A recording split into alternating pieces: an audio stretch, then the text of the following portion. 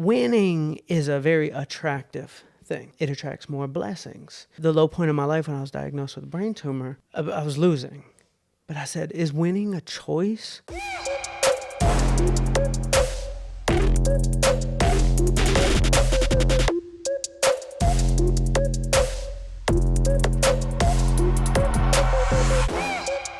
Today's guest has inspired millions across the internet.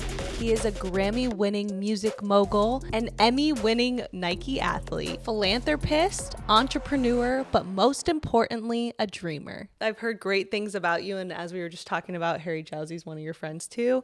He spoke very highly of you after watching your podcast on Impulsive, and he literally got a tattoo of what you were talking about on the show, Winning Streak, because he was so inspired. So really quickly, tell me about that story with Harry. Well, Harry, I guess, watched the first Logan Paul episode I did. I've done 2 of them, which is a blessing. And Harry watched the first one. And he was in a really dark place in his life. And he just thought I was crazy. And he's like, I'm going to do what this crazy guy says. And in the episode, I talked about how it just manifested things in my life and my mindset. And I always lived by this one mindset of being on a winning streak. And it's what attracted so many blessings in my life. And it really activated all like my manifestation superpowers. Not to get like woo-woo, like right out the gate. I love that. Like I managed 2 Chainz and I managed Young Dolph and Travis Porter. I was able to create a lot of success in my life. And then when I was diagnosed with a brain tumor, I left the music industry and wanted to recreate my life. And I needed a miracle. And I was able to like manifest it. I wanted to be a Nike athlete. I wanted to be in a commercial with LeBron James and Serena Williams. I was 300 pounds. I had a brain tumor. And in a year and a half, I was able to do that. Wow. And he said, well, if it worked for this guy, I'm going to do whatever he says. So my winning streak mentality was kind of broken down like this. Have you ever been to Vegas with a group of friends? Yes. Has one of your friends ever like been winning a lot and then like everybody's just attracted to that person? And then you have a friend that's like losing and like it's like everybody's allergic to that person? Yeah. So like winning is a very attractive thing, not just like visually stimulating, but energetically. It attracts more blessings. So at the low point of my life when I was diagnosed with a brain tumor, I was losing. But I said, is winning a choice or is it the things that are actually happening? And I thought about it. I said, there's probably a lot of good things in my life happening. Like I can call my mom. She's alive. That's a blessing. I got the green light. And I was just like, okay, let me start a winning streak and let me only focus on the wins, because if I focus on the wins, I'll be that friend in Vegas that just everybody's like attracted to. So I went to Starbucks one morning and I was trying to lose weight. So I was like, I'm going to order like a healthier latte. So instead of like saying I want a latte, basically I just ordered the ingredients separately and I told them to just put a little bit less almond milk in it. And I said, give me a double shot of espresso on ice with a splash of almond milk and 2 raw sugars. That's a latte. Lattes are normally $4.50. They told me that will be $2.47. I said, all that happiness for $2.47? I basically just ordered a latte. It's half the price. I'm going to lose weight. Some people need mansions for happiness. Some people need Lamborghinis for happiness. This little cup of coffee is going to give me so much happiness, and I got to save money on it. I'm on a winning streak. And I told the lady behind the counter, I said, I'm on a winning streak. And she laughed at me. And that started my winning streak. And when I got in my car and I got the green light, I was like, I'm on a winning streak. And I said, look at that beautiful tree. Somebody did not chop it down. That's a winning streak. And I just look at all these beautiful things in the world and my energy changed. And when you're on a winning streak, there's only one thing you want to do. You want to keep it going. And I started finding the good in bad situations and turned bad situations into good situations. I was like, my brain tumor is a blessing, because my brain tumor is going to allow me to inspire somebody one day. And maybe I'll get a whole bunch of keynote speeches. Like I'll tell you an example of my mindset. My friends convinced me to swim with sharks, like actually swim. I told them I wasn't going to do it, but they convinced me to do it. I get in the water and like 12 sharks surrounded me and they're like bumping into me. And I'll tell you my mindset in this situation. I was like, okay, if I lose a leg, I'm really about to be the most inspirational man alive. I have to find a good in any bad situation to make it a win. If I think I'm about to get bitten by a shark, I'm like, this is going to make for a great story, let me tell you. But that's what I did, and that's what I recommend to people. And it worked for Harry Jowsey, and it activates the manifestations, and it unveils like all these possibilities when you're not paralyzed anymore by the bad things that are going on in your life, which we're all dealing with really bad things. All of us, I don't care who you are, we're dealing with bad stuff. But those bad things will block you from seeing possibilities. Mm-hmm. If you disarm the bad things, now possibilities open up and it becomes magical, and your life can change really, really quickly. And it happened with me. Happened with Harry, and I'm just on a mission to just try to change as many minds as possible and get people feeling like they're winners, because you are. Even though bad things are happening, it doesn't mean you're not a winner. That's so true. I love that, and that's so empowering just hearing you say that too, because I'm really close with Harry too, and I've seen how good he is at manifesting now, and like his mindset is super on point. And even one time he showed me on his mirror he had I'm going to be on the cover of Men's Health. And I'm like, that's so cool. And he's like, yeah, I look at it every day and I say it. And then like a year or so later, he was on the cover of Men's Health. And I'm like, that's crazy. And he really is about the winning streak now. So it's so cool. He did it with Netflix as well. Wow. He did it. He said, I'm going to be the face of Netflix. Now he like hosts their stuff, and it's just great. It's awesome. It's so cool. So, okay, so let's get into that. People want to know how you change your mindset when you're going down a negative spiral. I'll give you an example. So back in April, I run a foundation, and running a foundation can be difficult. By far the most difficult thing I've ever done. Like, asking people for money for donations, it's just hard, right? Yeah. It's not fun. Foundation ran out of money, and I'm going to have to like separate from like my friends who get paid, and like we're going to have to like close up shop. And like it was a really just stressful, hard situation. I'm going to have to let go of like 8 people who I deeply care about and love. But I said, you know what? Maybe this is a blessing. Maybe this is a blessing for each person in their life, so they're not working for a foundation that can't pay them enough. Maybe they're supposed to all go on and be great. And for me, this is an opportunity for me to have new energy in my life. I'm never mad when somebody leaves my life, ever. It's like, okay, it's going to allow new blessings, because sometimes in your life, there might be people that are blocking your blessings. And why we try to hold on to people, I don't know, because when somebody walks out of my life, it's literally as if like I walked off an elevator. When I'm on the elevator, I can't get any reception. There's somebody blocking my blessings. That elevator's blocking my blessing. And when I walk off, I get full signal. So when people walk out of my life, it's like I'm walking off of an elevator, and I get this full reception, and I get blessed with people constantly. I'll give you an example. So I asked myself in this time, everything was falling apart. I was like, what's the biggest thing I could do? I was like, I want to activate my heart. I don't want to just make money. What's the biggest thing I could do? I was like, we need the biggest show on television for our foundation so we could change more lives and have the awareness. And like, we need that. I want that. And so I tuned my frequency to that. I'm in a grocery store in Malibu, and I'm standing with a friend of mine at the fish counter ordering some salmon. And I tell my friend, I'm like, that guy looks rich. The guy standing in front of us, I say, he looks rich. And we're like, what do you think he does? She was like, I think he's a doctor. I was like, I think he's a TV producer. So I was like, I'm going to ask him what he does. And she's like, no, you're going to embarrass us. And so like I proceed to embarrass us and tap him on the shoulder. I'm like, so me and my friend, we think you look rich. And he just started laughing. We're like, we're guessing what you do. And I guessed it right. He's a TV producer. Did not get his name, did not get his information at all. Just walk away. It was just good meeting him. A week later, the universe conspires. A week later, a friend of mine calls me. He's a fitness trainer in Miami. I've only talked to him once. He said, I'm coming out to LA. I'm meeting with a friend. Why don't you stop by Soho Beach House and meet with us? I said, sure. I get there. It's the TV producer. No way. I asked him, I was like, so what do you do? He said, well, I'm executive producer for the Jimmy Kimmel Show for like 20 something years. And he's like, well, what do you do? I tell him what I do. He said, that should be a TV show. I said, yeah, it should be. And it's like, you got to let the universe conspire for you. But if we rewind, how did it happen? Yeah. Bad situation, energy cleared out of my life. That means I know somebody good is going to come in my life. Mm-hmm. But then I said, what's the biggest thing I could do?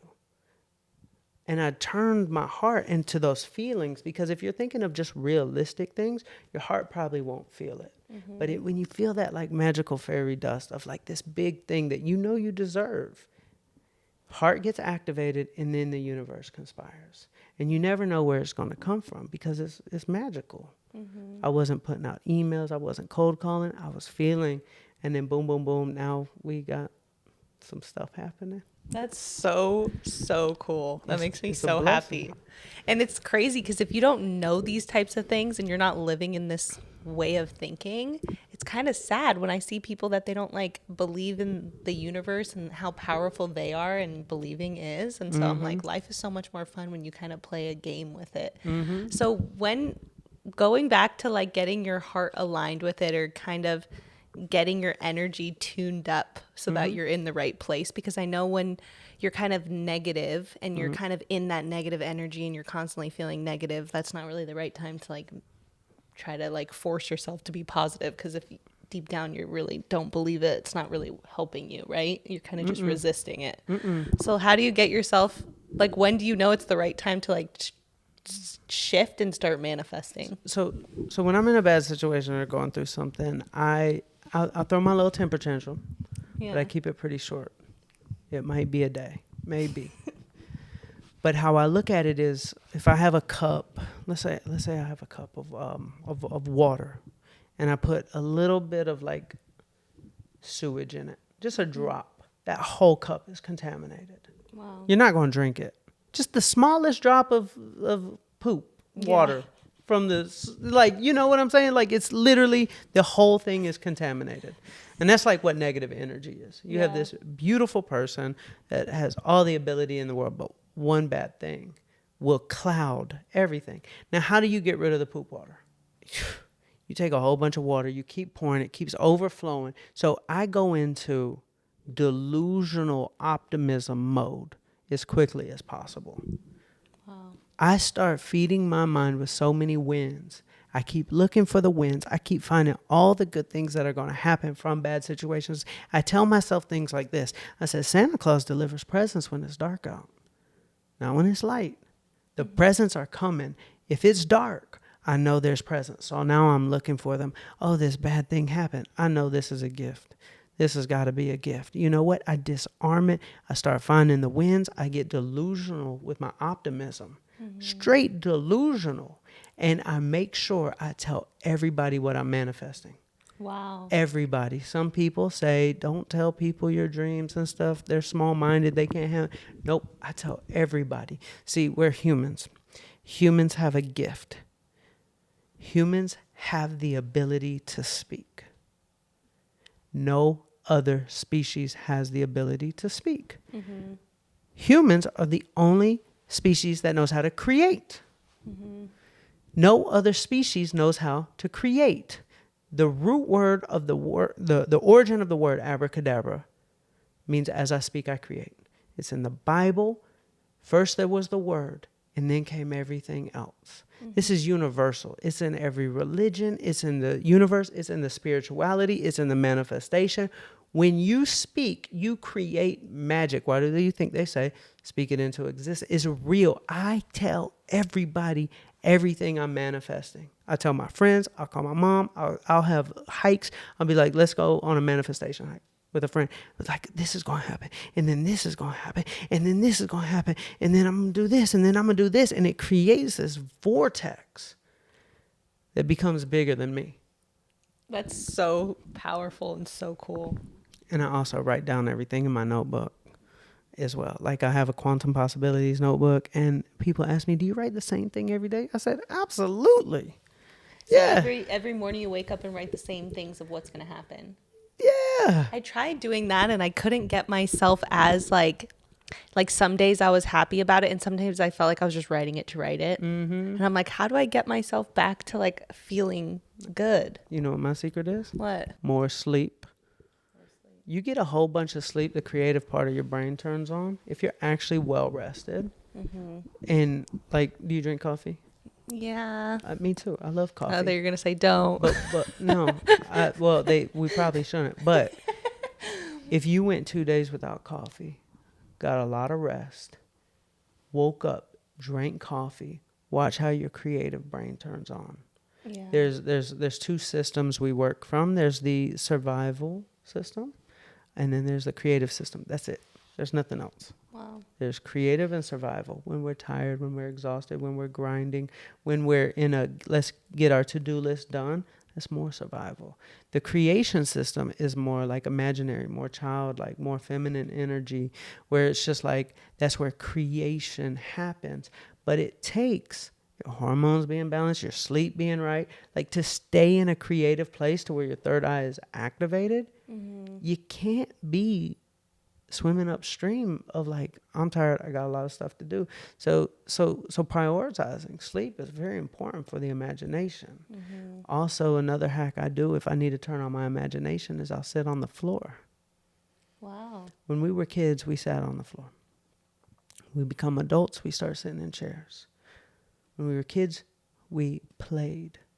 When we're adults, we work. When we're kids, we're playing outside. When we're adults, we're working out, work, even work and working out.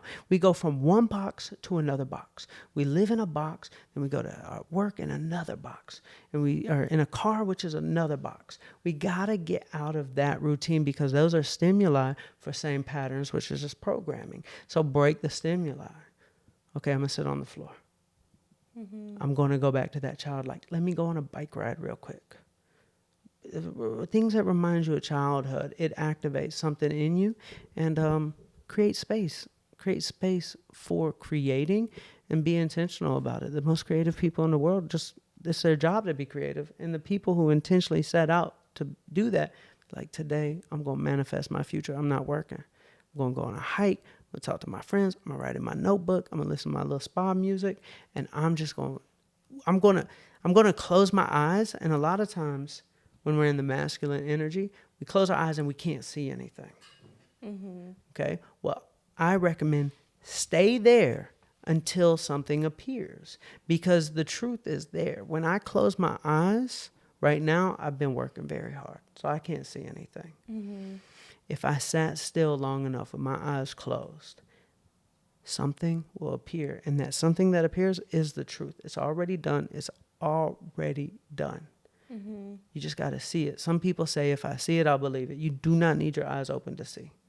You can believe it by seeing, oh, wow. I used to see this commercial with LeBron James and Serena Williams and myself. I tell it to my friends. They thought I was crazy. I said, I saw it, so I know it's real. Mm-hmm. So I'm actually going to set down the path of making this happen. Mm-hmm. I set down the path of making this happen. Well, how am I going to become a Nike athlete? Well, I saw it in my vision. I write it in my notebook. I tell my friends. They tell me I'm crazy. I said, I'm going to make a fan-made Nike commercial that Nike's going to see. And Nike's going to want to sign me, and I'll be in the biggest Nike commercials of all time. I say that to people, and they say, you sound like you're confident. I said, I am, because I already saw it. It's done. So then I start calling my friends in Hollywood. I said, I need somebody who can make me a Nike-grade Nike commercial. And they're like, Charlie, you got a $60,000 budget? Because that's a low-end agency budget for a Nike commercial. I said, I'm not paying $60,000 for an Instagram video. Mm-hmm. I said, I'll find somebody. They said, Charlie, I need you to be more realistic, because do you know what it takes to make a fan-made Nike commercial actually look like a Nike commercial? You need somebody who could shoot, own the equipment, edit, color grade, do the sound design, do the scoring, make the Hans Zimmer strings that's going to be like kind of emotional. The one I want to make is going to be kind of emotional. They said, that's 6 different people. That's a big budget. I said, don't ever tell me to be realistic. I'm going to find the person. I wake up the next morning. By the way, guys, this is a true story. I wake up the next morning in Santa Monica. I'm writing in my notebook. Today is the day I search/found my videographer/editor. It's done, ! It's easy, ! That's my sentence. That's how I'm talking to myself. My roommate walks in the front door. His name is Morgan. He does accounting for a goji berry company. Not a very exciting job or life. He's a great guy. But coming in behind Morgan is this guy holding a big Steadicam rig with all this equipment. And I'm thinking to myself, Morgan, why is a cameraman following you like you're on a reality TV show? He said, I just got this like random call from my friend Manny, and he needed to film something for his Airbnb business, so he sent this guy over. I'm sitting on the couch. I just wrote in my notebook, I'm going to find my videographer/editor. But when I look at this camera guy, I was like, not very hopeful. He looked gothic, like straight, like emo gothic. And I'm very colorful, bubbly, inspirational. So I'm like, but let me ask him. I said, what's up, bro? You do camera work? He said, yeah, I do camera work, but nobody ever hires me because, I just did this one because there was a Lamborghini in the shoot and I wanted to see the Lamborghini. I was like, oh my God, this guy is a dark cloud. Like, even when he talks, he's negative. I was like, this probably isn't my guy, but he did walk in the front door. I was like, can I see some of your work? He said, yeah, I haven't updated my website in like 4 years. I was like, oh God. I opened the computer. I go to this little website. He had a short film on there. I said, did you shoot this? He said, yeah, I shot it. I said, did you own all the equipment for shooting this? He said, well, I'm kind of like a hoarder. Like, anytime I make money, I buy lighting, dollies, cranes, lenses, cameras, microphones. I was like, you own all the equipment? Yeah, yeah. I was like, who edited it? Because a lot of times people who shoot don't edit. Mm-hmm. He said, well, I edited everything as well. I said, who made the music on this? Because the person who shoots and edits never makes music. Like Hans Zimmer strings. That's a specialist. He said, well, I used to be in a rock band. We were on the Warped Tour. Then the record label dropped us. And then but I have like a studio in my bedroom. I said, you made all the music? He said, yeah. I was like, who did the voiceover work? Who did the mixing and mastering? He said, well, I'm an engineer and I mix and master all the audio. I said, who did the scoring? Like, when the door closed, I mean, that stuff matters in film, all the things. He said, well, I took 2 flip-flops and I made this sound. And then I was like, you did the scoring? I said, who did the color grading? He said, well, I taught myself Da Vinci and I take each frame by frame and I color grade each color. I said, look at my notebook. I said, I was going to find you today. He said, what do you mean you were going to find me? I said, I'm going to make a fan-made Nike commercial. Nike's going to see it, and Nike's going to want to sign me. It's my dream. He said, you're crazy. I said, I know I'm crazy. I said, do you need a job? He said, man, I applied to Hulu last week, and they wouldn't hire me. I'm like, I know why they wouldn't hire you. He's like, I was just they were just going to put me in the pre-production department. I'm like, I'll hire you. What would it take to make a fan-made Nike commercial? He said, well, what's your vision? I told him my vision. He said, $600. Wow. I said, now I'm skeptical. I'm like, why 600? He said, well, I need a 10-foot PVC pipe with 2 elbows, 2 belts. We need to rent 1 certain lens, like an anamorphic lens, and I need a skateboard. I was like, why do you need that? Can I show you what we made? Yes, Here, please do. Pull it up on YouTube. I pretty much had everything you can imagine in life. $1 million businesses, world tours, #1 albums. We even won a Grammy. I left it all. When I was 8, I had this dream. That's so cool. That made me want to cry. That's so good. So What- then what happened? Well, he walked in my front door. That was I just can't skip over that part. If we were to all the way rewind back, I would close my eyes and I would see something. I'd see it, I'd believe it, I'd write it, I'd tell people. I set into motion to try to make it happen. I didn't make it happen. I just set into motion to make it happen, but he walked into my front door. Mm-hmm. It was the universe conspired for me. In that $600 fan-made Nike commercial, I got signs that I was on the right path. The universe will send you signs him walking in was a sign. But remember the little kid who handed me the glasses? Mm-hmm. I'm outside of Shutters shooting that final scene, and I needed a kid that was supposed to resemble my inner child. And he's going to hand me these sunglasses, and we're going to run to the finish line together. It was like metaphorical, right? My inner child, me chasing my dream. And so I needed a kid. And so I saw this dad and his kid, and I asked them, can I shoot a scene with you? It'll take 1 minute. And Dad was like, yeah, sure. I asked the kid what his name was. Charlie. Oh. What? Yes. Oh, it was? Wow. It was Charlie. Wow, that's It's wild. unbelievable the signs that you get Yeah. when you're on the magical path. Have you ever seen Moana? What? Have you ever seen Moana? No. It's the best movie I've ever seen in my life. Watch it. I'm not going to give the example because it won't apply here. But I went to chase my dream, and no matter what, I knew I was going to win. I knew it was going to work, and I put out that fan-made Nike commercial, and 3 days later, I get a phone call, and I'm standing in my living room, and the caller ID says Beaverton, Oregon, and there's only one company in Beaverton, Oregon. No way. I was freaking out. I answer the phone, and it's a gentleman by the name of Andy Miguel. He says, is this Charlie Rocket? I said, yes, it is. He said, I'm Andy Miguel from Nike, and I don't know how you managed to get our campus in a frenzy, but everybody's fighting over who's going to bring you here first. Wow. He said, we want to fly you to campus. I'm jumping up and down screaming silently as he's saying this. And I assume they're going to fly me up to campus to give me some shoes, pat me on the back, do their little like charity for the day. What I was not expecting was that they were going to walk me into a conference room with every executive at the company. And they told me, we're going to change the direction of our company because of this film. Wow. We forgot about dreams. And you reminded us. And we got big plans, and we'll keep you updated. And they gave me a bunch of shoes too.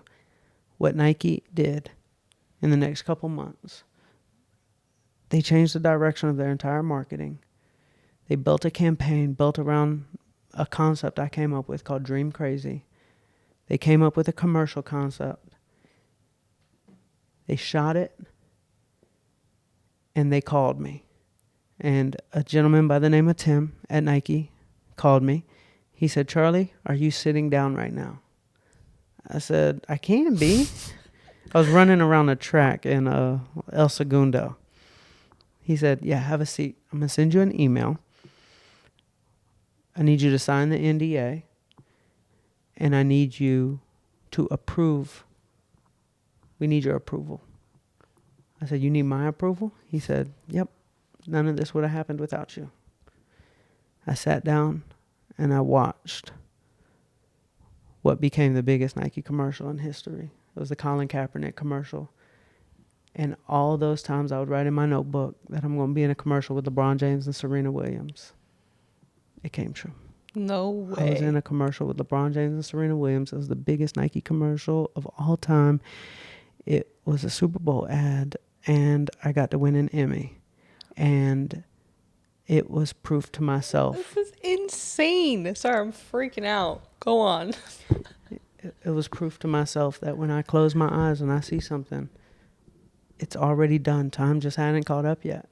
It's just up to me to be delusional enough to actually believe what I see. Mm-hmm.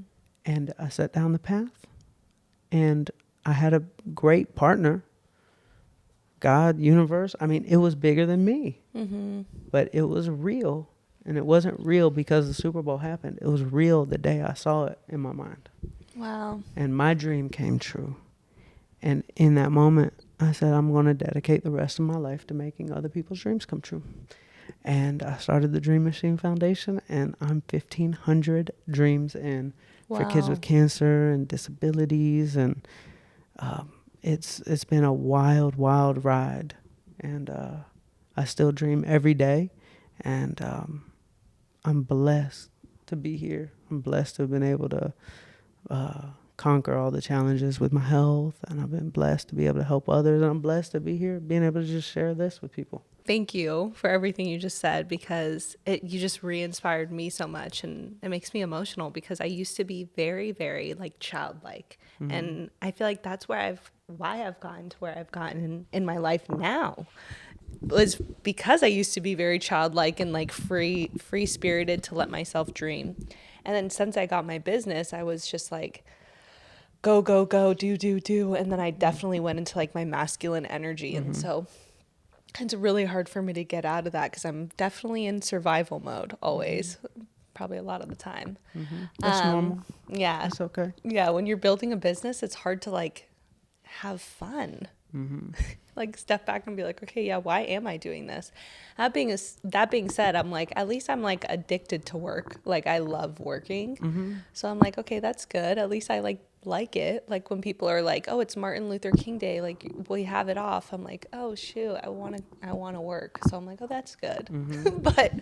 But there's a part of me that I'm like, okay, yeah, I need to remember to slow down and like dream again and like have fun and be childlike. And even when you put the glasses on and like reminded me, because it's like, depending on, we're all looking at the world in different ways, and depending, you could be thinking the world looks a certain color this whole time, and then depending on you changing your glasses, it's a whole new world. We're all having a different perspective of the same thing.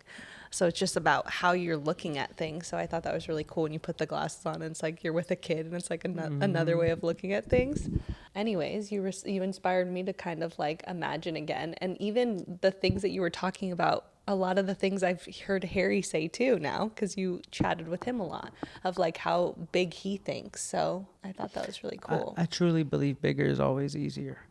I've done both in my life. When I was in the music business, it was mathematical. It was pure mathematics. 1 + 1 = 2.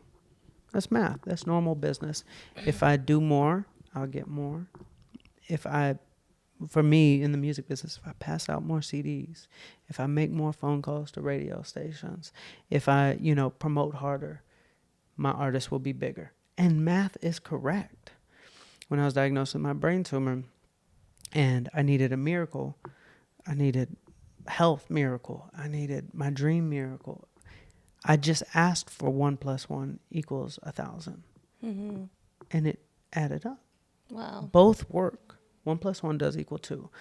One is a very masculine energy, and it's very important to have. It's very important to do that and not be woo-woo fluffy waiting for somebody to walk in your front door.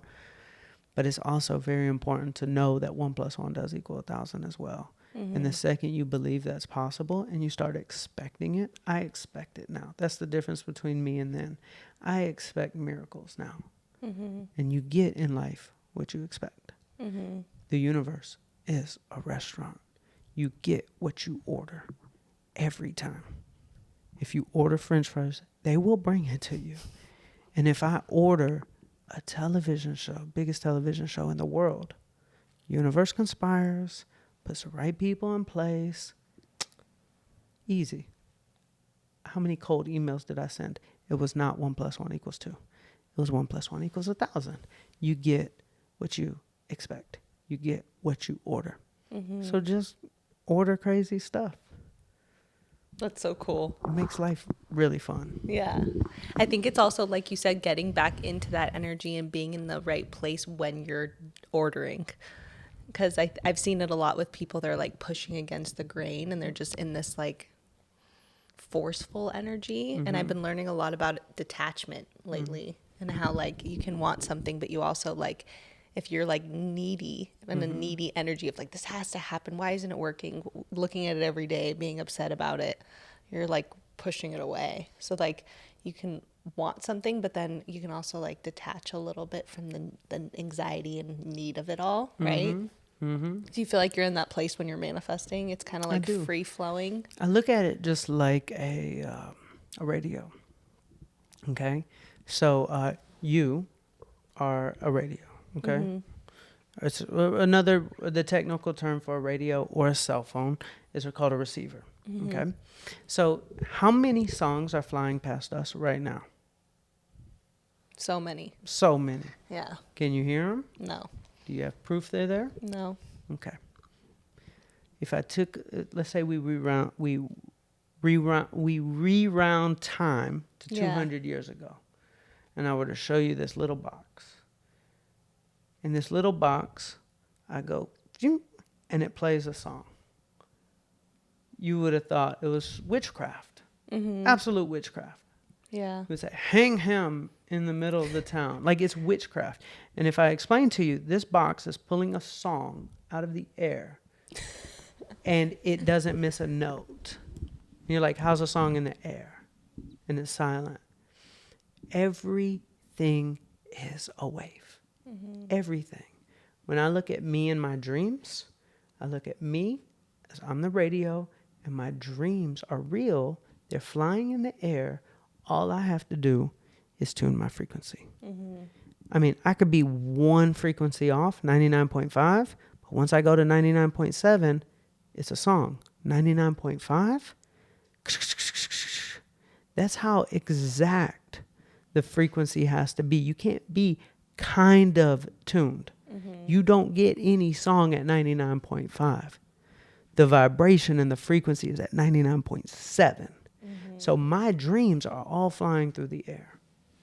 I am the receiver. That's my job, to receive my blessings. So I have to tune to the right station. And that is my job. Nobody else can do that for me.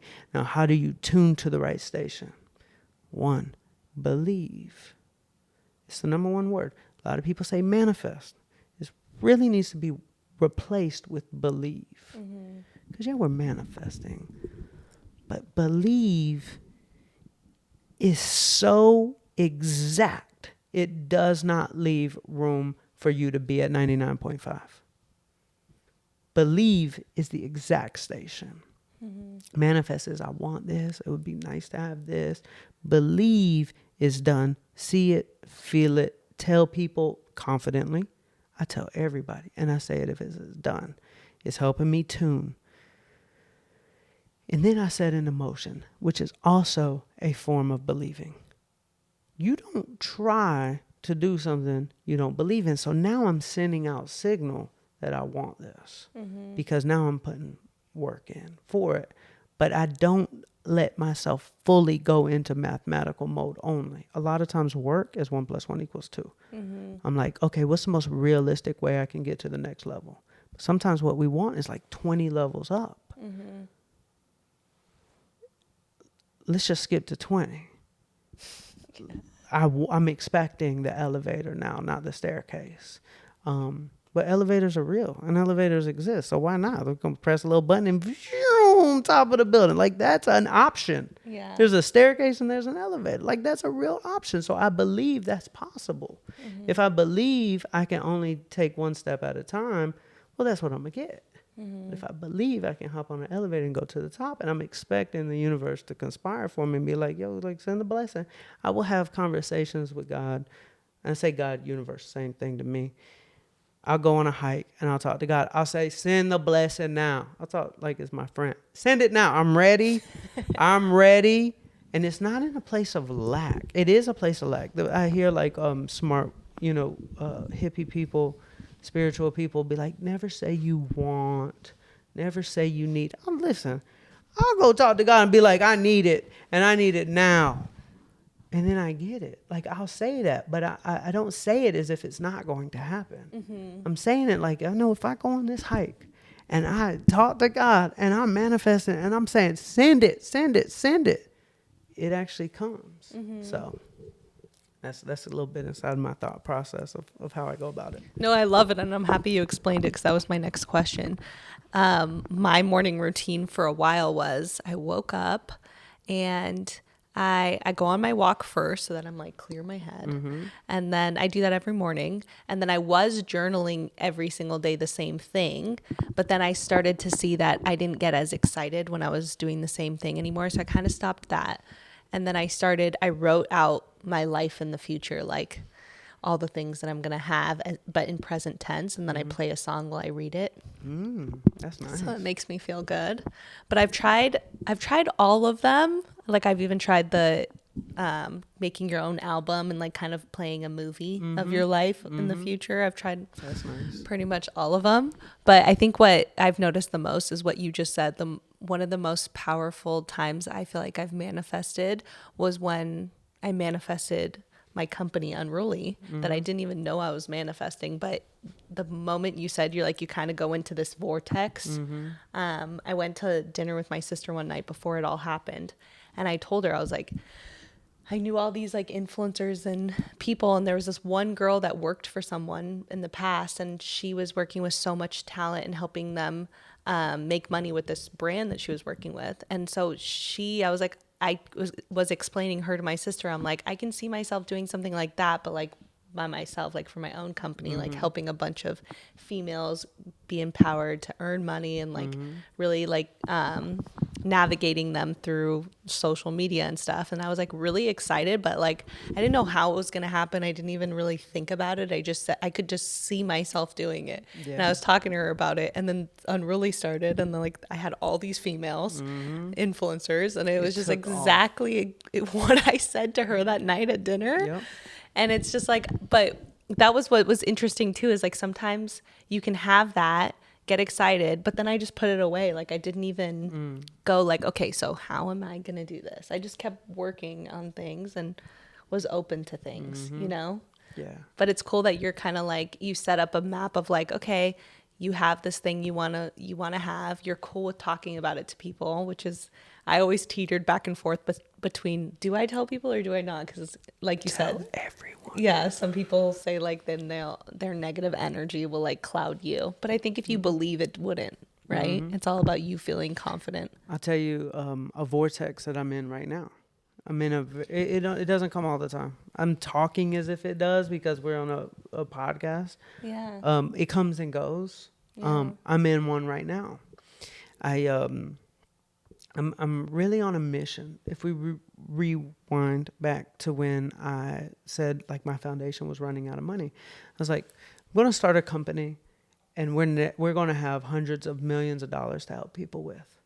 And my biggest donor, he started a coconut water company, and I told him, I said, let me help with this. This can be the answer to us changing lives, because my goal is 1 million lives. Yeah. I wanted to become a new type of millionaire.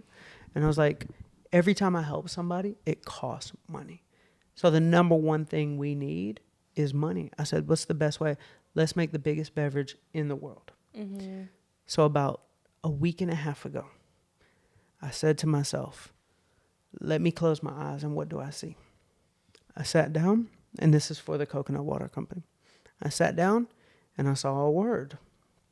It was called sensation. I was like, what does that mean? And then all the visions started playing, and I saw this like ripple effect, and I saw 3 weeks specifically. Not choices I'm making. I said, this thing's going to become a sensation in 3 weeks. Wow. And there's going to be something so much bigger than myself that happens. And it's going to be insane. Let me explain what's happened in the first 9 days. So I saw this. So I set into motion. I was like, I'm going to send it to all my friends. I was like, if I get 1,000 of my friends to share this, it'll be a sensation. I was like, I don't know how to get to 1,000. Getting 1,000 people to do anything is really tough, like to post and share and stuff. Yeah, it's really tough. But I was like, let me set into motion, and maybe the snowball effect will happen. So I set into motion, and it starts happening. And then boom, boom, boom. Like, I'm like, oh my God, like the phone lines are ringing off the hook. And this is for Yeah, I was going to say we have it here. So it starts ringing off the hook, okay? That's good. I've been drinking it. And I met with Sprouts yesterday in Phoenix. No way. Yesterday morning. And they're doing something with us that's never been done before. They're taking 6 of our SKUs on day 1 nationwide. Thank you. They're taking 6 of our SKUs nationwide on day 1.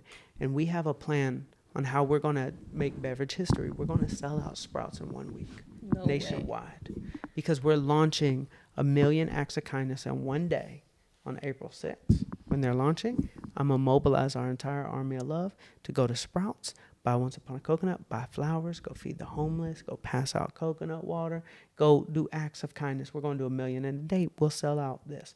That will be beverage history. Nobody's ever done it. Sold out a grocery store in a week nationwide. So that's happening. And now we're having now the phone line's ringing with the biggest investors in the world. This is the past 9 days. Wow. Talked to the coach of the St. Louis Cardinals yesterday. Body Armor. I mean, football players, NFL players. People are posting. Phone lines are ringing. It's 9 days in. I saw 3 weeks, and I'm 9 days in, and the sensation is happening. The snowball effect is happening. And it's like everybody is just, one, they're enjoying it, but two, they know what we do with the money. And it's just like, okay, I'm in the vortex.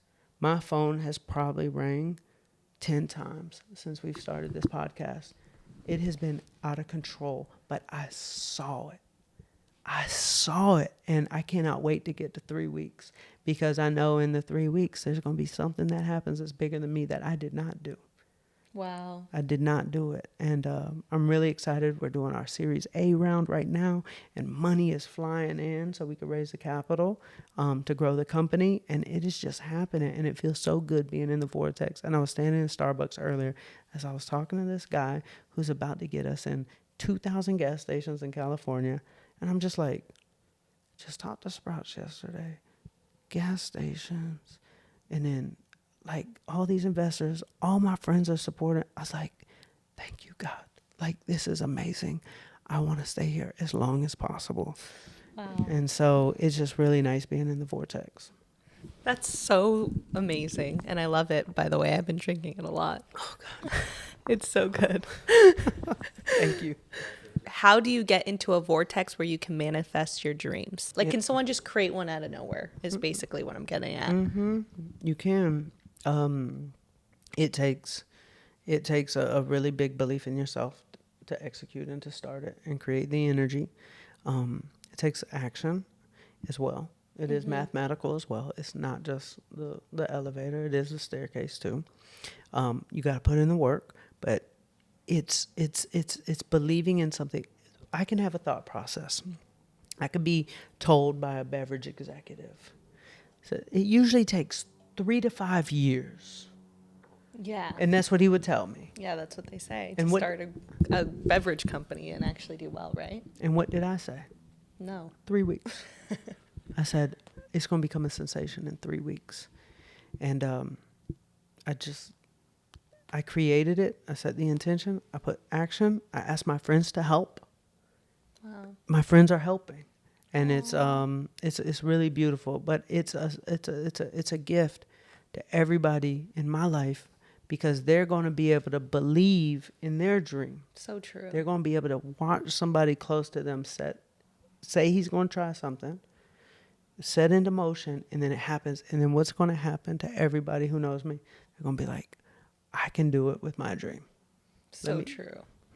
So true. Yeah, because you're already inspiring me on so many things. I'm like, okay, right after this, I'm gonna go get into the vortex and think of what I want. Okay, well, you're doing so many cool things. Obviously, I want to find ways to work with you more and bring a lot of the talent to your charity. And I would love to help you with your coconut water. I love your help. And yeah, you just have so much stuff going on. I appreciate you. You're like so amazing. I can feel it with your energy just within seconds. You're so powerful. And so I appreciate you for coming on and sharing that with others. Thank you for having me on. This was great. You're a good podcast host. Oh, thank you.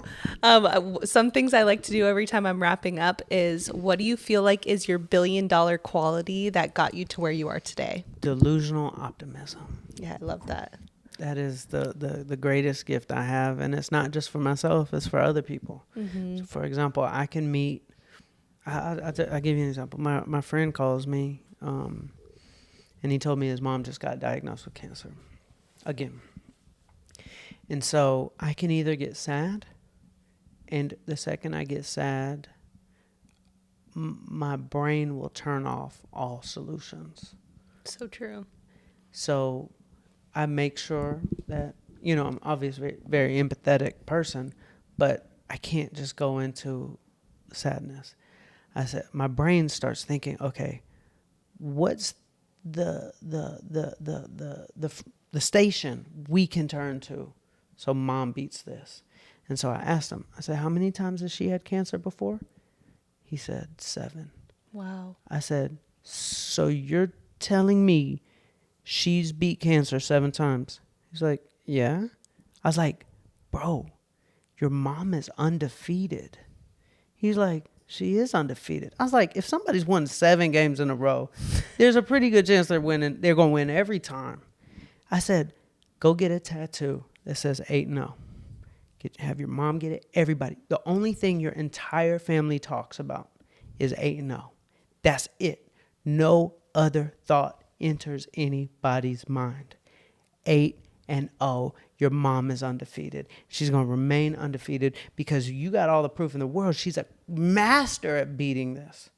She doesn't lose. So true. And so that delusional optimism is what can heal us. So true. And mom beat it. Wow. And 8-0. So that's where my mind goes. Yeah. Anytime there's a bad situation. I love that. Yeah. $1 billion mindset. So real quick, you probably don't really surround yourself with many people that are negative. If they're negative, they don't bring it around me because they know what time it is. Yeah. That's the best part about being who I am, because I'm going to get the best version of everybody. Mm-hmm. They just know, like, all right, I'm going to be around Charlie. Like, we're going to talk about our dreams. People bring the best version of themselves to me. That's great. And so I'm really lucky. But, what you are is what you'll attract. I mean, I'm the most negative person in the world. They come around me. They're not negative. So I'm not just attracting the good version of them. It was That's always so in true. them. That's so true. Okay, so then I like to do this manifesting moment, so you'd appreciate this. Okay. Close your eyes and tell us where you're going to be in 3 years from now. That's easy. So 3 years from now, we'll be making a lot more dreams come true. We'll have hundreds of millions. No, we'll probably have billions. Not probably. We got billions that came in that we're able to deploy to make people's dreams come true. We created the most impact-driven beverage brand in the world, and we created a few different $100 million brands for these kids with cancer. We're going to help these kids who have cancer and disabilities create their own businesses, and those businesses are going to be $100 million businesses that are then going to help other kids who have the same either disease or problem. And it's going to be fun. I'm going to be traveling quite a bit, and I'm going to laugh a lot. Laughing is, yeah. Okay, so the frequency is laughing to the bank.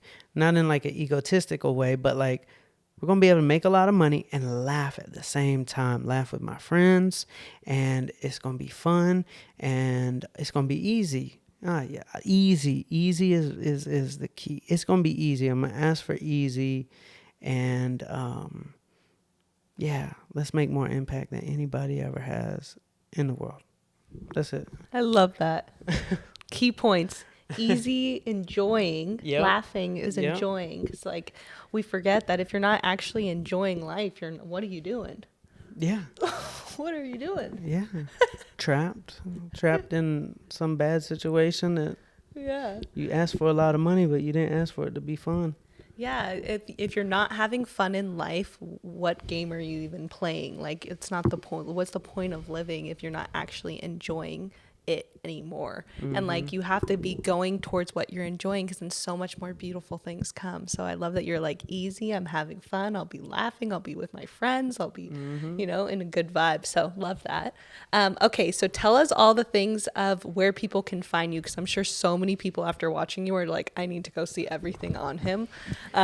So your Dream Factory. If you're craving more inspiration, go to YouTube. Because my Instagram is confusing. I help a lot of people, so you'll see a lot of helping, but you won't find much inspiration there, because I use that more as a tool to help people. TikTok, same thing. But if you're craving inspiration, go to YouTube. There's lots of podcasts I've done. If you're entertained by the philanthropic efforts and you want to participate in changing lives with us, that's what we mostly do on Instagram and TikTok. And so you can donate to people, you can help us, you can provide resources, you can support our coconut water company. Just like, yeah. So Instagram, TikTok is just at Charlie. YouTube, you could just Google Charlie Rocket. Charlie Rocket, thank you for coming on. Thank You're the you. best. Absolutely. See you. It's great to see you too. It's so cool.